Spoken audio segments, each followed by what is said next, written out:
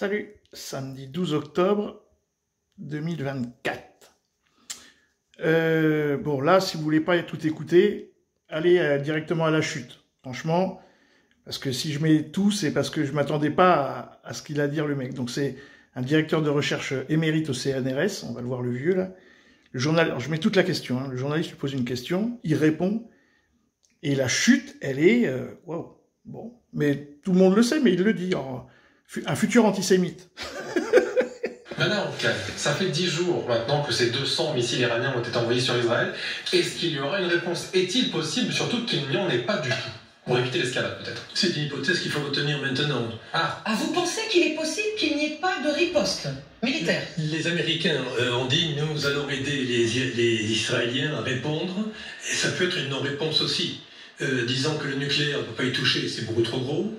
Le pétrole, ce serait impliquer des réciprocités et donc bloquer le train d'Ormuz ou bien faire qu'il y ait des rivalités avec les pays, les monarchies pétrolières. Faire l'effet domino sur plein de nations derrière. Et donc, faire des bombardements sur des installations industrielles, ça ne c'est pas très efficace. Et je me demande maintenant, moi, si l'Israël n'utilisera pas des moyens terroristes. C'est-à-dire, ils ont déjà assassiné Haniyeh à Téhéran. Ils peuvent très bien, s'ils ont une activité, le Mossad est très impliqué en Iran, a visiblement des entrées importantes. Oui. Et donc, un attentat sur un monument symbolique, je pense au tombeau de Roménie, des choses comme cela, les assassinats ciblés de personnalités pourraient être une réponse israélienne.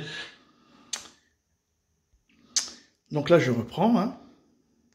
L'Israël n'utilisera pas des moyens terroristes, c'est-à-dire... On est compte de ce qu'il dit? Si Israël n'utiliserait pas des moyens terroristes, quoi. Et l'autre qui dit, qui est la journaliste qui hoche la tête, oui, oui, oui. C'est-à-dire qu'on valide, nous l'Occident, on valide qu'Israël utilise des moyens terroristes. Alors après, ça va être compliqué de nous expliquer que les terroristes, c'est des méchants arabes à la Wakbar, quoi. Si un État, carrément, il a le droit d'utiliser des méthodes terroristes en sachant qu'il parle arabe et qu'il ressemble à des arabes, ça veut dire que tout attentat lié aux arabes, on se demandera si c'est pas les Israéliens, quoi. Salut les amis.